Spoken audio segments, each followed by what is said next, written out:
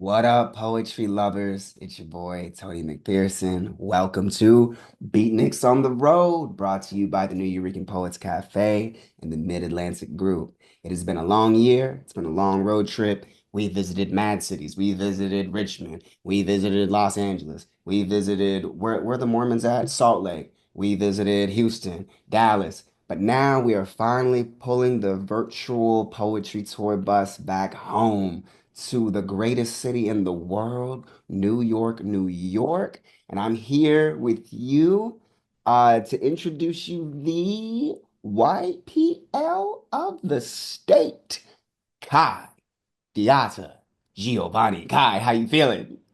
I'm feeling good. I'm feeling good. Yeah. Okay. YPL of the city. It was? YPL of the city, not the state yet. I'm coming. I'm coming. Oh, it's the city, not the state? Oh, Yeah. you know what? But you know what? If we look at how the counties voted, it's all right. It's all right. It's all right. It's all right. Let me tell you a little bit about Kai. Kai Diata Giovanni is an 18-year-old Brooklyn-based poet and performer writing on rage, racism, and radical justice. It's true. They published The Words That Need to Be Heard, their first book of poetry, at 13 years old. Kai was recently awarded the title of NYC's 2025 Youth Poet Laureate. I was there. It was amazing. I cried a lot. They have organized and performed as an activist, artist hyphen activist hyphen it, okay, with organizations such as Urban Word NYC. It's true, I was there. A new Black arts movement, Art and Resistance Through Education, Girl Be Heard, and Laundrament Project in Bridges, a Pan-African arts movement.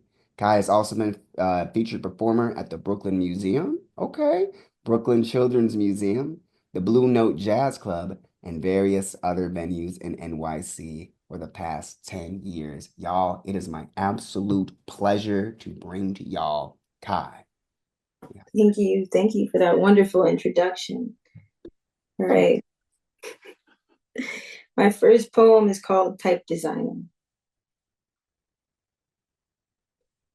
You put racism in Comic Sans, changed the font of your oppression with your war on drugs and Democratic Party. Like, if it's not Times New Roman slavery, then you can still slap shackles on our throats. I mean, I'm not even allowed to look away from my own oppression. I see my Negro mind on billboards and Netflix originals, and when I walk by the precinct with my little brother. And I tell him, no, he can't run down the block because his joy is a threat to their authority. Just because you don't write down that you're going to shoot every Black boy you see doesn't mean you can ignore the way our smiles look like weapons to you. You can't hide from the scars that you gave us just because the whipping post looks more like the bodega or the playground or the train station these days. So, no, I'm not happy with your reform bills or your Twitter apologies. I'm not satisfied with the BLM sign in your window. I'm not okay with changing the font of your colonizer mind. Like, you ain't genocidal just because you wrote it down different. You're not an ally, and you're not our savior. You're just a type designer. You put script on our coffins and told us you change shit like racism feels different just because you didn't spell it with a hard R. We don't want your policies, your promises, or even your Black president if none of that is going to stop you from killing us. Thank you. My next poem is Home Poems.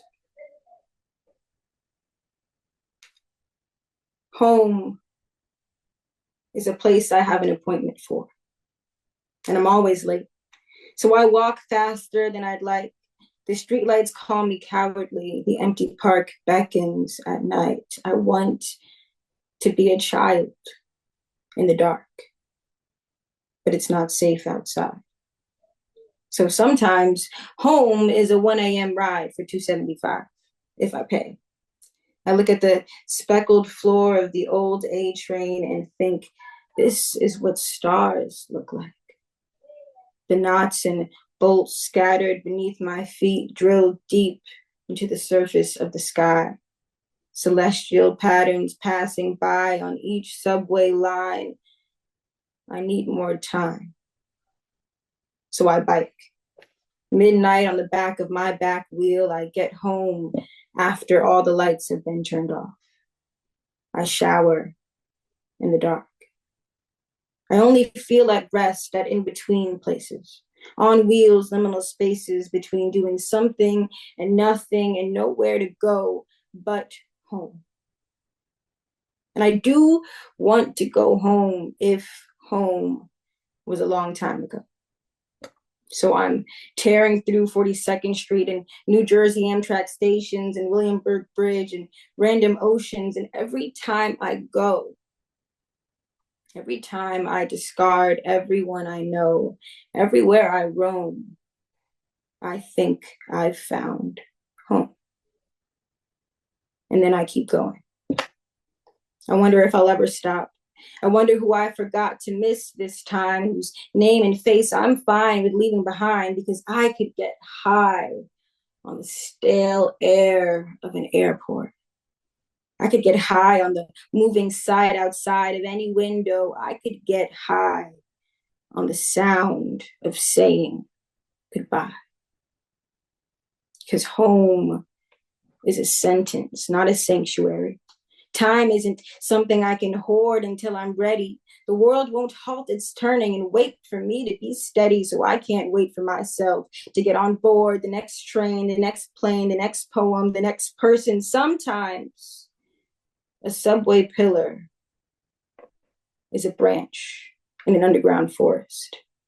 I lean on the tiles, I hide in the foliage, beneath grime and peeling signs with the rats under ads and dripping graffiti, and they're all telling me to go back home. But I am home. Thank you. All right, my next piece is a new one, a very, very new one that I actually wrote for the YPL event. I'll be sharing both of the poems I wrote for that event. And here is Two Black Women. I am too Black to watch this movie, to witness some white man's journey to empathy. I am too Black to hear his Columbus-like plight as he discovers words for how I have been feeling all my life. I am too Black to be a pacifist after all this pain. You say I'm angry, I say I'm heavy with my ancestors' weight and graves, and it could come out in a million different ways. Some days I am a vigilante. Like every shiesty on the subway ups the emotional ante. The white girls get antsy, but my sharp edges shape safety. Barbed wire holds me faithfully. You think I built these walls hastily? You think I love myself hatefully? You say that I'm ungrateful.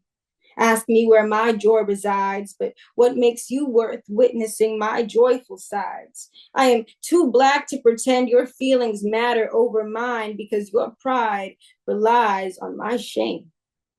Your pleasure often derives from my pain. Your beauty banks on the backs of your slaves. You spit in my face and expect me to spit a hopeful poem on this stage. This grief doesn't just fade.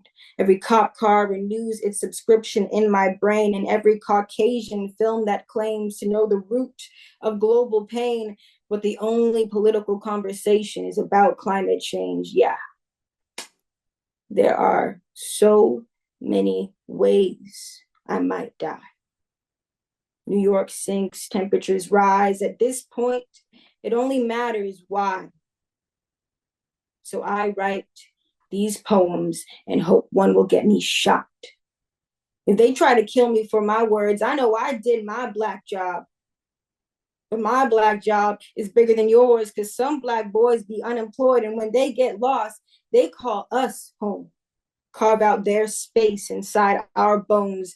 Black hyphen woman hyphen hood means bullets hyphen beauty hyphen scars that still bleed and countless other Black mouths to feed. And I am too Black woman to meet everybody's needs. What about me?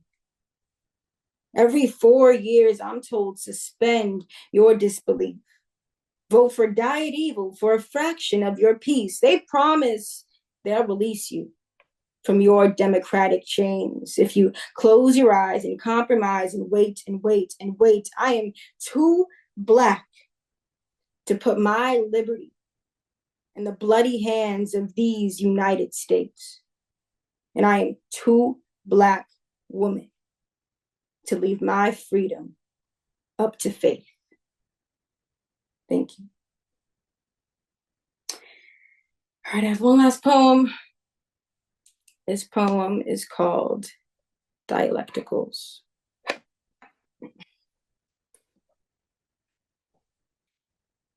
When bombs become ambient noise and scars like unmarred skin, we redefine death. Our shattered bones shift. We are tender, corpses who shiver when we cannot return. Our birth begins again. We don't know when we'll be saviors. Within all of us, a martyr lays dormant. Even children taste sacrifice in their mouths, poison spanning oceans in the form of airdropped aid, as if you don't pay to keep us starving. So don't be surprised, we're still artists. No grave can capture our souls, our voices, can't eradicate our soulless from your narratives. We have been living at least as much as we've been dying. Dialecticals line our spines. We are not your colonized. Our poetry, our stories, you cannot genocide our joy. So watch us when we celebrate, not only when we mourn. Thank you. Oh my God. Watch us when we celebrate, not only when we mourn. Oh my goodness. How do I show myself? Show self view. Yo. Okay, wait a minute, y'all. Yeah, I know y'all need some time to process that, but I'm not gonna give it to you. First of all, the racism in Comic Sans, bars. What'd you say? Everywhere. This is probably a massive misquote. Pardon me. And you can correct me too. Everywhere I go, I feel like I made it home, and then I keep going. Yeah, yeah, yeah, Like yeah. 80%. Okay. 90. Uh, more like 75. All right. You say I'm angry. I say I'm heavy with the weight of my ancestors. Is that what you said? With my ancestors' weight in graves. Oh Yeah. my goodness. And we have been living at least as much as we've been dying. Man, yeah. Listen, y'all let me know what was your favorite thing that Kai said in their set. I know it's gonna be hard to choose because a lot of very important and beautifully crafted gems were dropped and that's set there. Oh my goodness. Kai! Y'all gotta forgive me. Y'all gotta forgive me. It's New York. It's different how we get down on 'em. Shout out to the other cities, but man, it's nice to be home. So Kai, with the other cities that I would pull the virtual bus to, I would, ask them stuff about the scene and all that, but I kind of know the New York scene. But I am curious about like what is it because like where we're in the same city, we're in separate generations, right? So Mm. I'm curious to know like how is the scene looking like from your generational vantage point, and how do you see like poet? And this is a separate question. How do you see poetry in New York, and I guess everywhere? Like how do you see it going with the upcoming fights in these 4 years ahead of us? Those are big questions. Okay. Yeah. To answer your first one, as an 18-year-old, I'm definitely usually the youngest in most poetry spaces.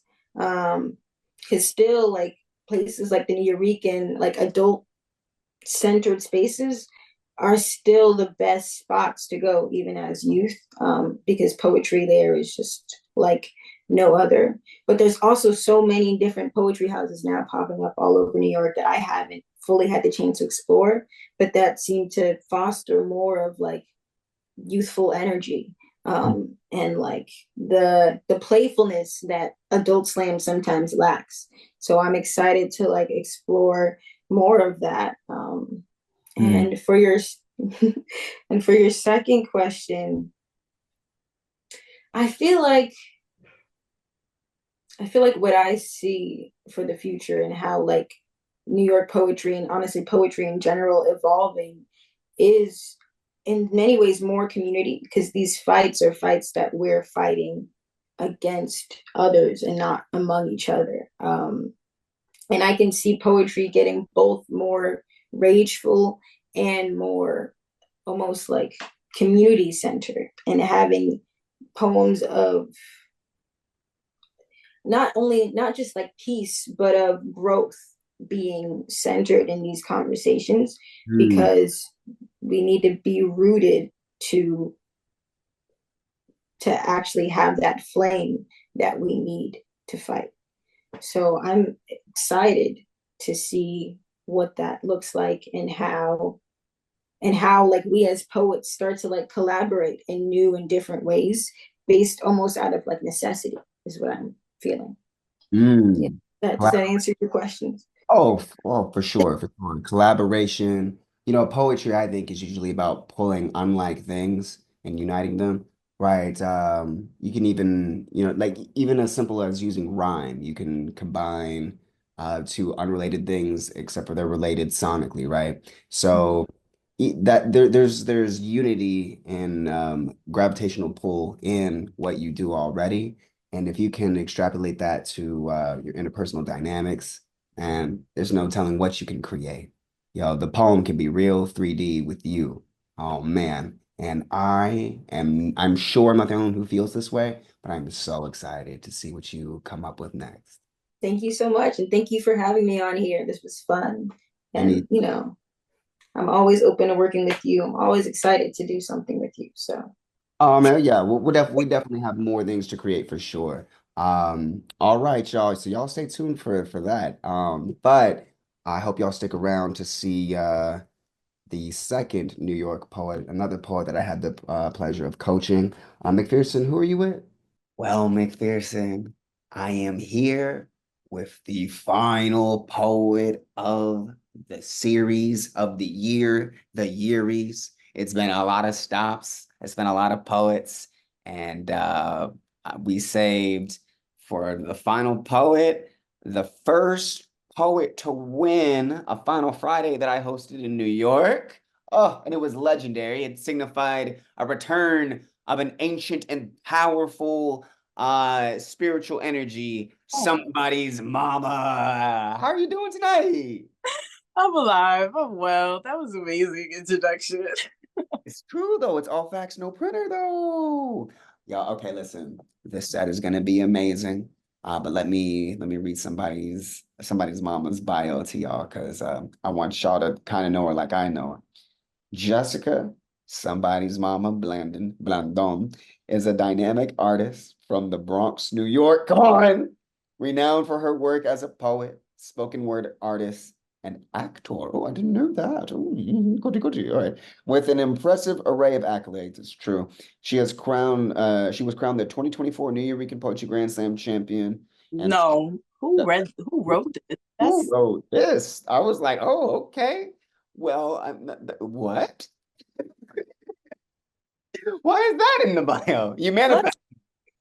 Yo, maybe this was a prophecy. she Earlier, we were wallet. talking about how when you write from the heart, sometimes your poetry ends up being a prophecy. Is that what happened here? I no, my manager is my girlfriend and she's wallet.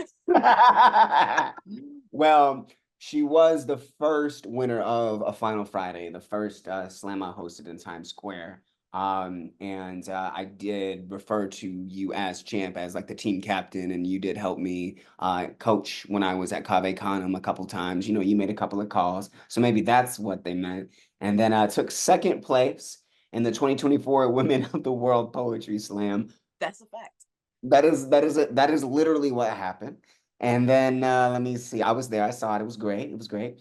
Um, her artistic journey began in 2009 when she was named the Nuyorican Poets Cafe's Youth Poet of the Year. Did not know that, but I can totally see it.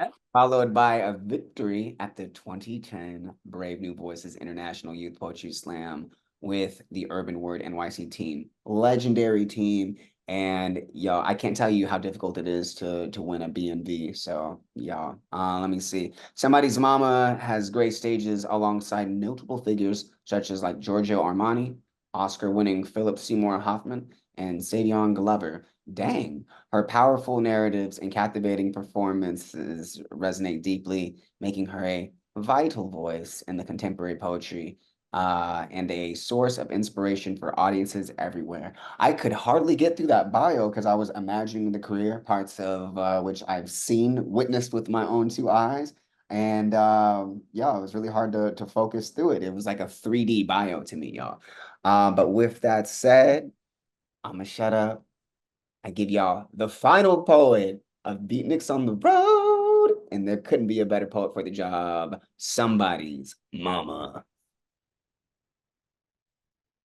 When Cardi B says she's a gangster in a dress, she means every time a brown girl is born in the Bronx, the concrete of our jungle turns them into a beast, both beautiful and lethal. Should the beast dream beyond the stripper pole, the hood will say it is deluded by hunger to honor.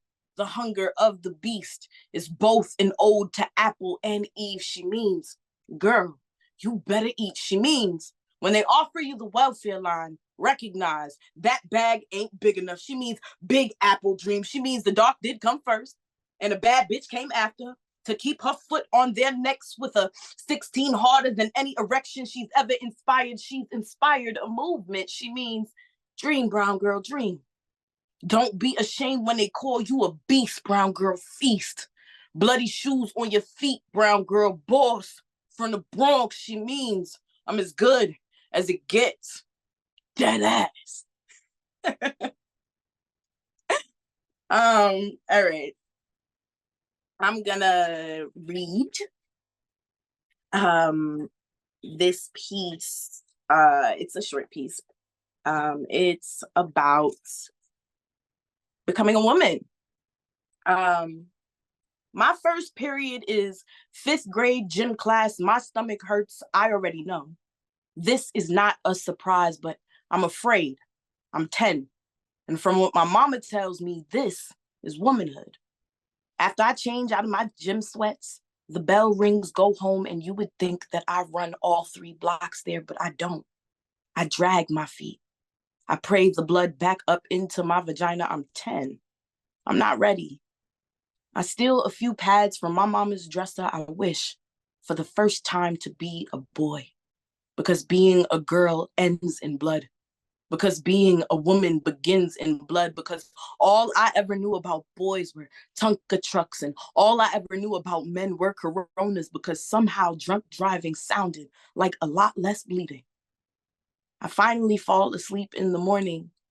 I find the nerve to tell my mother that her only little girl is changing, and she looks at me with a pair of eyes that me, we have so much further to go. Yeah, that was before I was somebody's mom, for real.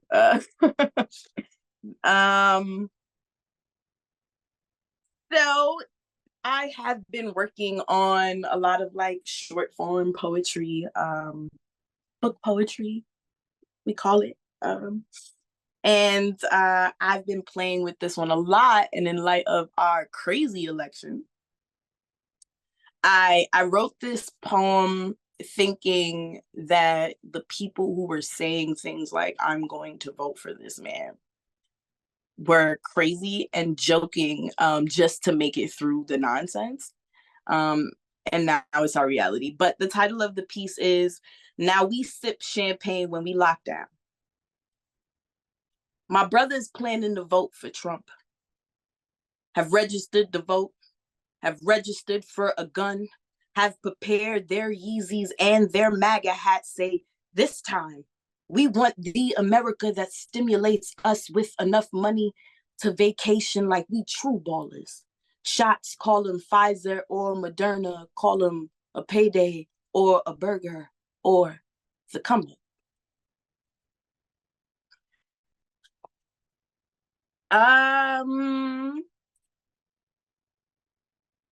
I'm gonna read this piece. It is dedicated to Sonia Massey,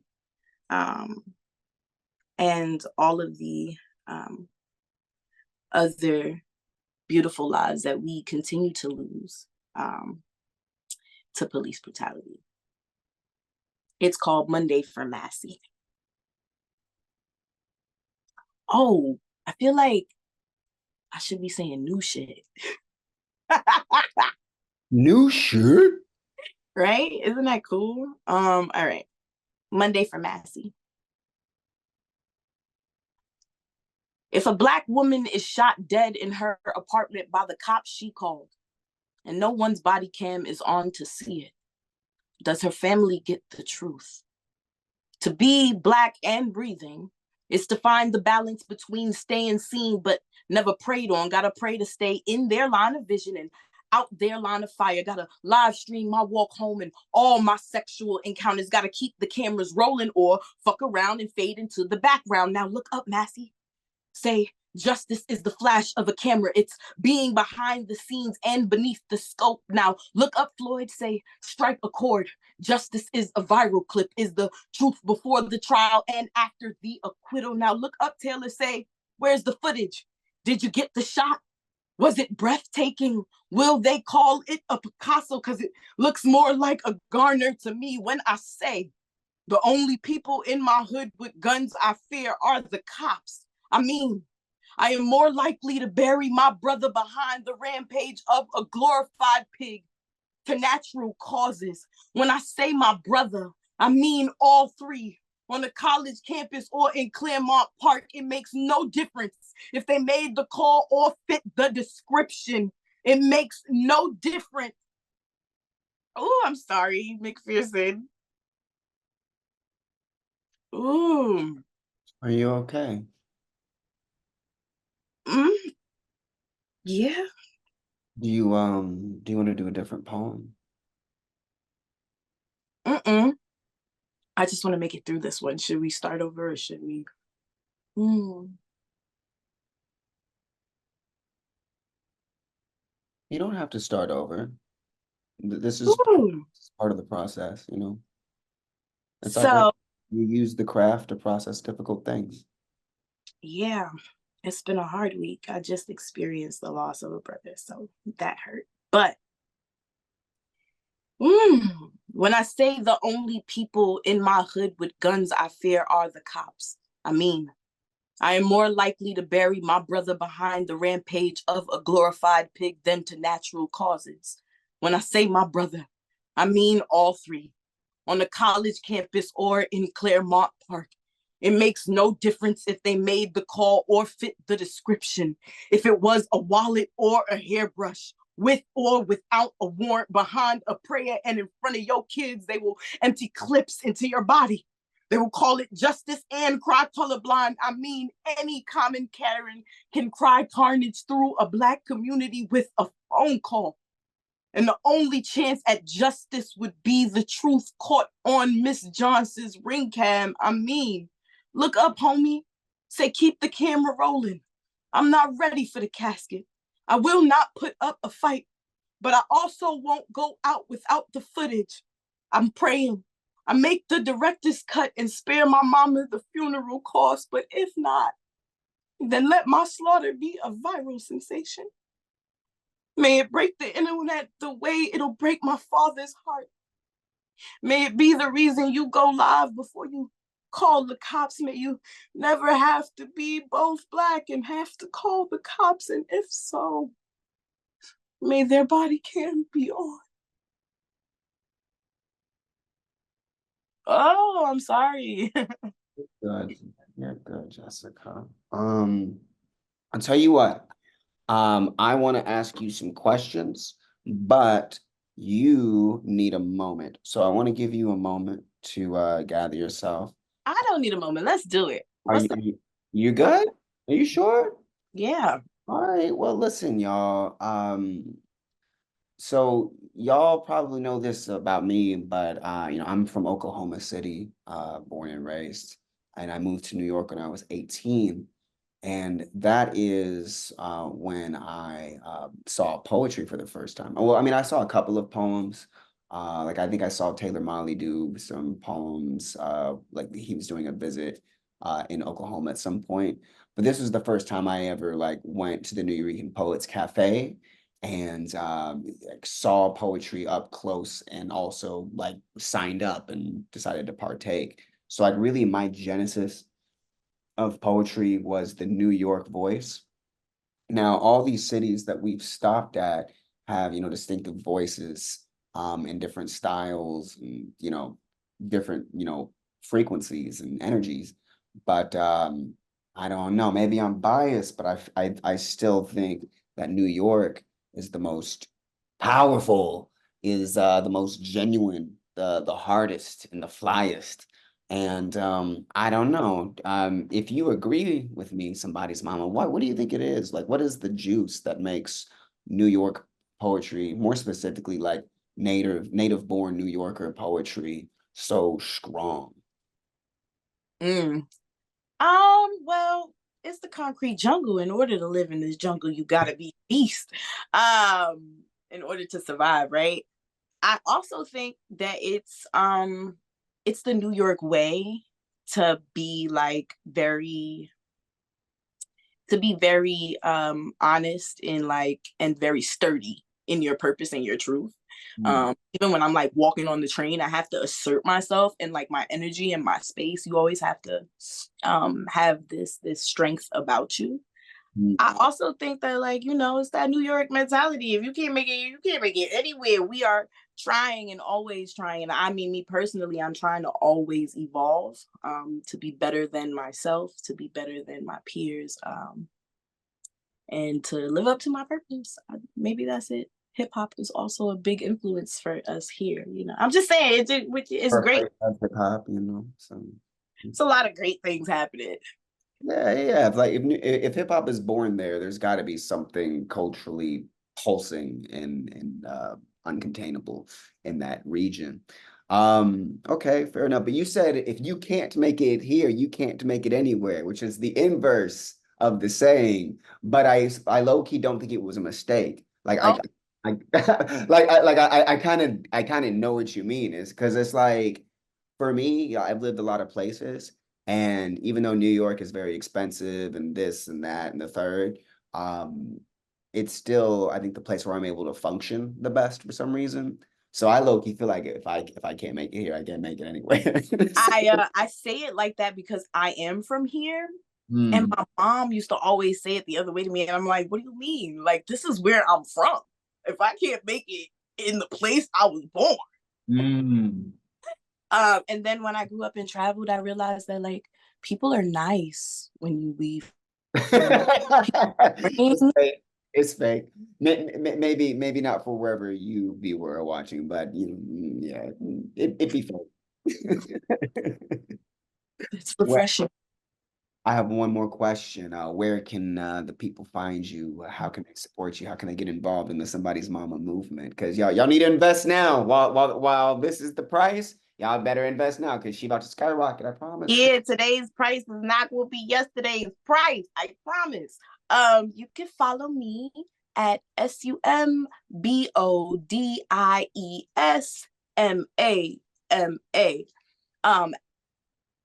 No, that's a lie. Dang, McPherson, that's mom brain for you. There's an underscore between somebody's and mama. So That's it's fine. SUMBODIES underscore MAMA. Not you. Um, that's You're all choreo. Group piece. that's me on all platforms.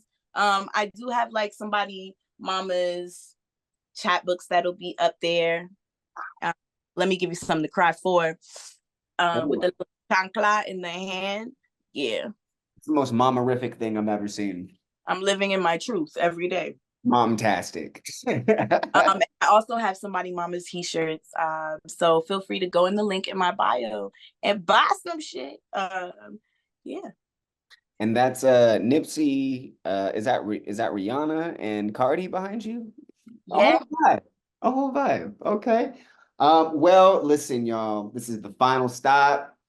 You got to get off the bus. All passengers, please exit. You know what I'm saying? I want to thank the Nuyorican Poets Cafe. I want to thank La Bruja. I want to thank Mid-Atlantic Group, and then all the cities. In no particular order, it was Richmond, and then Houston, and then Dallas, and then San Antonio, Baltimore, Salt Lake City.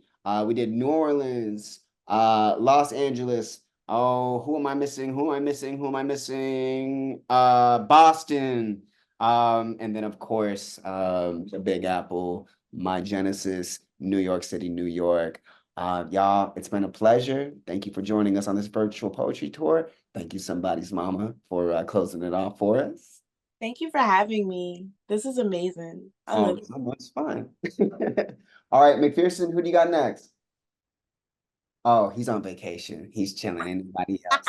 All right. Y'all be blessed. And let me know which poet in the entire series did you like the best, which means you might need to go back and watch some of those old episodes. Until next time, I've been Tony McPherson. Bye now.